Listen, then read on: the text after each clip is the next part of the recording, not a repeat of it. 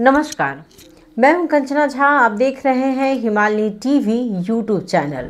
और आज मैं 10 साल पहले के नेपाल की स्थिति, विशेषकर विद्युत संकट को लेकर के चर्चा करने जा रही हूं।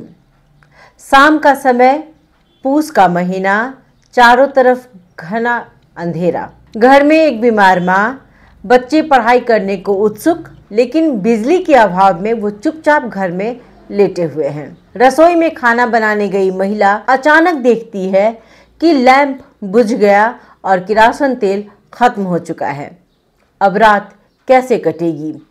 अम्मा जी को दवाई कैसे मिलेगी? मोमबत्ती और डिबिया जलाकर जीना कब तक चलेगा? महिला जोर जोर से रोने लगती है।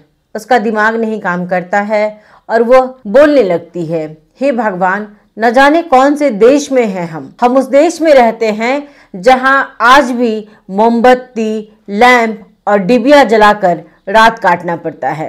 जमाना चांद सूरज की बात करता है, हम उलझे हैं शाम को लैंप जलाने में। ये भी नहीं कह सकते कि ये 3-4 दशक पहले की बात है। ये 10-12 साल पहले की हकीकत थी। यह उस देश की वास्तविकता थी जो जल स्रोत की अपार संभावनाओं के बावजूद अंधेरे में डूबा हुआ था। नेपाल जल स्रोत की दृष्टि से विश्व में दूसरे स्थान पर है, लेकिन स्थिति ऐसी थी कि नागरिकों को 18 घंटे तक बिना बिजली के रहना पड़ता था। इस अंधकार को नेपाल से बाहर निकालने वाले शख्स थे कुलमान घिसिंग। 2073 भादव 29 को पुष्प कमल दहाल प्रचंड के नेतृत्व वाली सरकार ने कुलमान घिसिंग को नेपाल विद्युत प्राधिकरण का कार्यकारी निर्देशक नियुक्त किया। उनके कुशल नेतृत्व और रणनीतियों ने देश को बिजली संकट से मुक्त किया। 2075 बैसाख में नेपाल को लोड शेडिंग मुक्त घोषित किया गया। यह कोई जादू नहीं था, सही प्रबंधन, भ्रष्टाचार पर अंकुश और कार्यप्रणाली में सुधार का नतीजा था। लेकिन इस नतीजे के बदले में उन्हें क्या मिला है, अब कुछ बातें उस पर करें। सोमवार की शाम यानी कि कल मंत्रिपरिषद की बैठक में अचानक निर्णय लिया गया कि कुलमान घिसिंग को उनके पद से हटा दिया जाए और उनके स्थान पर हितेंद्र देव शाक्य को नियुक्त किया जाए। हितेंद्र शाक्य प्रधानमंत्री ओली के करीबी माने जाते हैं। आखिर सरकार इस तरह का निर्णय क्यों ले रही है? जनता के बीच यह प्रश्न बार बार उठ रहा है कि कुलमान घिसिंग को अभी हटाने की क्या आवश्यकता थी? सरकार को क्या जरूरत थी कि उसने इस तरह का कदम उठा लिया है? आखिर सरकार इस तरह का निर्णय क्यों ले रही है? उसे किस बात की हड़बड़ी है? हर बात में वह केवल और केवल अपनी मनमानी कर रही है। जिसे मन होता है उसे पद से बर्खास्त कर रही है, जिसे मन होता है उसे पद पर नियुक्त कर रही है। अभी की सरकार तो एमाले कांग्रेस की गठबंधन की सरकार है, लेकिन हर निर्णय प्रधानमंत्री अपने तरीके से ले रहे हैं। जबकि कांग्रेस के महामंत्री गगन थापा, हालांकि गगन थापा के बारे में भी मैं यही कहूंगी कि वो अपना दोहरा चरित्र दिखा रहे हैं। और ये मैं नहीं, ये नेपाल की वो हर जनता जो राजनीति समझती है, जानती है, वो कह रही है कि गगन थापा भी अपना दोहरा चरित्र यहाँ दिखा रहे हैं। क्योंकि कुछ ही दिन पहले संगीता मिश्रा के साथ जो अन्याय हुआ उस पर वो एक शब्द उन्होंने नहीं कहा है। लेकिन खैर, उस बात को अभी हम छोड़ दें। अभी हम कुलमान की बात कर रहे हैं। इस बात को लेकर के गगन थापा, शेखर कोइराला, विश्व प्रकाश शर्मा के अलावे भी कांग्रेस के बहुत से ऐसे नेता हैं जिन्होंने सरकार के इस कदम की खुलकर आलोचना की है। कांग्रेस के बाकी नेताओं ने भी लिखा है कि सरकार ने यह बहुत ही गलत निर्णय लिया है, ये सरासर गलत काम हुआ है। सभी जानते हैं कि जनता बहुत नाराज और निराश है। ऐसे समय में हमें जनता की निराशा की ओर ध्यान देना चाहिए था। हमें कुछ अच्छा काम करना चाहिए था ताकि जनता हमारी बातों का विश्वास करे, हम पर विश्वास करे। लेकिन ऐसे समय में भी सरकार का ध्यान न जाने कहाँ है। सरकार जबरदस्ती समस्या उत्पन्न कर रही है, यानी गठबंधन की सरकार तो है। सरकार कहने को सरकार में कांग्रेस है, लेकिन उसका कोई वैल्यू नहीं है। सच्चाई यही है कि हमारे प्रधानमंत्री को किसी से कोई मतलब नहीं है, उनकी नज़र में किसी का कोई वैल्यू नहीं है। आश्चर्य की बात यह भी है कि हमारी विदेश मंत्री आरजू राणा देवा, वो भी इस बात में एक शब्द उन्होंने नहीं निकाला। ना जाने वो क्या सोच करके बैठी हुई हैं, उन्हें बोलना ही चाहिए था। वो भी शायद अपनी जनता की तरफ न देखकर अपने कुर्सी की तरफ ही ज्यादा देख रही हैं। ये तो हम जानते ही हैं कि हमारे प्रधानमंत्री पर कोई असर नहीं पड़ने वाला है। कोई लाख चीखे चिल्लाए, वे वही करेंगे जो उनका मन करेगा। लेकिन यह निर्णय न केवल आम जनता बल्कि सत्ता पक्ष के भीतर भी विवाद का विषय बन गया है। अब बात करें कि सरकार ने ऐसा कदम क्यों उठाया है। अगर कुछ दिन पहले की हम बात करें तो ऐसा लग रहा था कि कुलमान घिसिंग और सत्ताधारी दल के बीच कुछ समय से मतभेद चल रहे थे। ऊर्जा मंत्री दीपक खरका ने कुछ दिन पहले बयान भी दिया था कि कुलमान सरकार की नीतियों की अवहेलना कर रहे हैं, वो उसकी नीति का पालन नहीं कर रहे हैं और इसी आधार पर उन्हें हटाया गया। लेकिन आम जनता इसे एक साजिश मान रही है। क्या यह व्यक्तिगत बदले की राजनीति है? क्या यह सत्ता के खेल का हिस्सा है? सरकार ने जनता के आक्रोश को अनदेखा किया है। कुलमान के अवकाश में केवल 2 ही 4 महीने रह गए थे, तो इतनी जल्दबाजी क्यों? सरकार चाहती तो कुलमान को सम्मानजनक तरह से विदाई दे सकती थी, जिससे जनता में सरकार की छवि बेहतर बनती। लेकिन इस फैसले से सरकार ने जनता की नाराजगी को और अधिक बढ़ा दिया है। चुनावी दृष्टिकोण से भी अगर हम इसे देखें तो यह एक आत्मघाती कदम साबित हो सकता है। मैं एक बार फिर कुलमान की ही बात कर रही हूँ। आम लोगों की धारणा है कि कुलमान ही वह व्यक्ति हैं जिन्होंने नेपाल को अंधकार से निकालकर प्रकाश की ओर लाया। उस कुलमान ने आखिर ऐसी क्या गलती की होगी कि सरकार ने अचानक से यह निर्णय ले लिया है?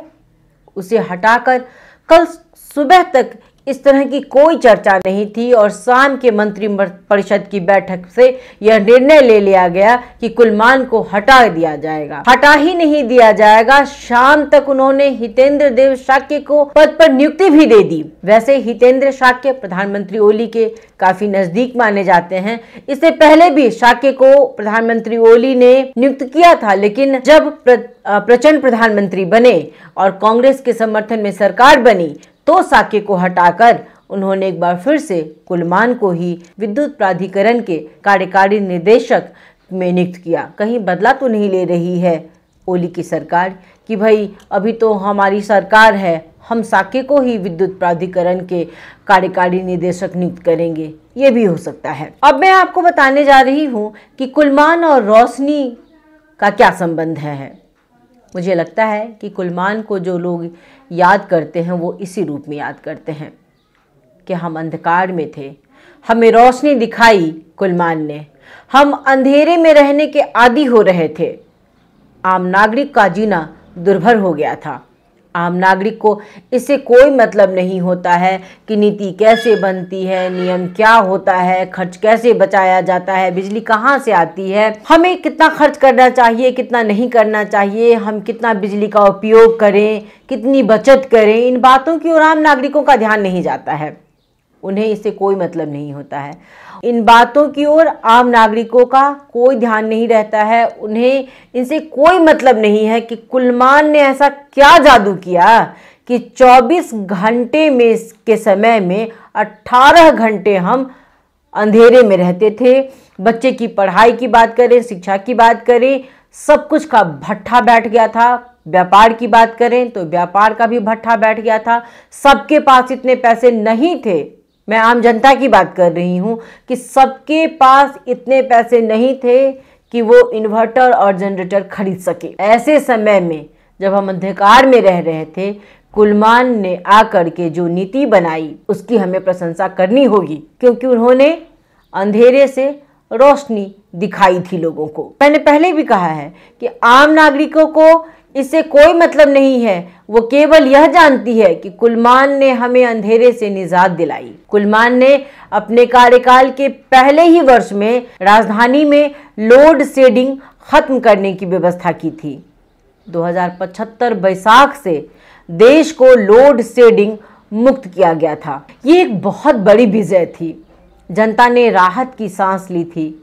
धन्यवाद दिया था कुलमान को। ऐसा नहीं है कि कुलमान ने कोई जादू की छड़ी चलाई थी। तत्कालीन प्रधानमंत्री प्रचंड ने उन्हें पूरी छूट दी थी, पूरा हक और अधिकार दिया था कि आप अपने तरीके से काम करें।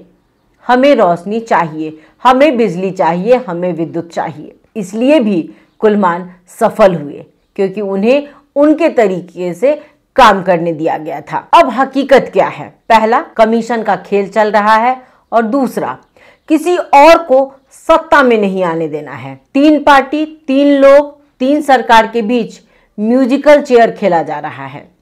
बारी बारी, मैं पहले, तू बाद में, मैं आगे, तू पीछे, इस बार मैं, अगली बार तू। ये खेल तो चल ही रहा है, लेकिन अब ये खेल केवल प्रधानमंत्री पद तक सीमित नहीं रह गया है, क्योंकि बात अब कमीशन की आ रही है। एक बार फिर आएगा ज़माना इन्वर्टर और जनरेटर का। आम लोगों का कहना है कि सरकार कुश्ती खेल रही है सत्ता के लिए, और ये कोई नई बात भी नहीं है। वो हमेशा इस तरह का काम करती आ रही है। जनता को ज़्यादा सरकार से उम्मीदें भी नहीं हैं, लेकिन उनका कहना है कि कुश्ती ही खेलना है तो 2D खेल में आकर के खेलिए। कभी प्रचंड आते हैं तो कुलमान को नियुक्त कर देते हैं, ओली आते हैं कुलमान को हटा देते हैं, हितेंद्र को नियुक्त कर देते हैं, देवा किसी और की तलाश में है। यानी खेल ही खेल, तमाशा ही तमाशा। जनता को ताक पर रखकर, उसे अंधेरा में रखकर आपको अगर खेल ही खेलना है तो 2D खेल में जाकर के खेलिए। जनता को अपना निशाना मत बनाइए। जनता पहले ही बहुत परेशान है। एक बार फिर अंधेरे में रखकर उसे उकसाने का काम नहीं करें सरकार। यह मुद्दा केवल बिजली संकट तक सीमित नहीं है। यह सत्ता, कमीशन और राजनीतिक हितों का खेल बन चुका है।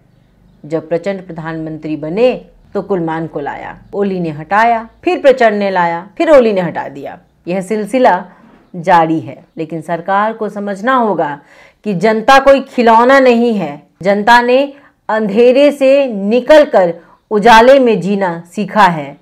अगर फिर से अंधकार की ओर ले जाने की कोशिश की गई तो जनता चुप नहीं बैठेगी। सरकार को चाहिए कि वह इस तरह के मनमाने निर्णय से बचे और जनता के हित में काम करे।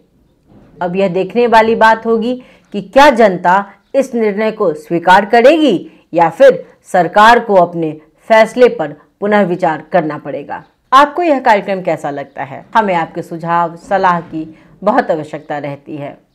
आप अपने सुझाव, सलाह हमें अवश्य दें।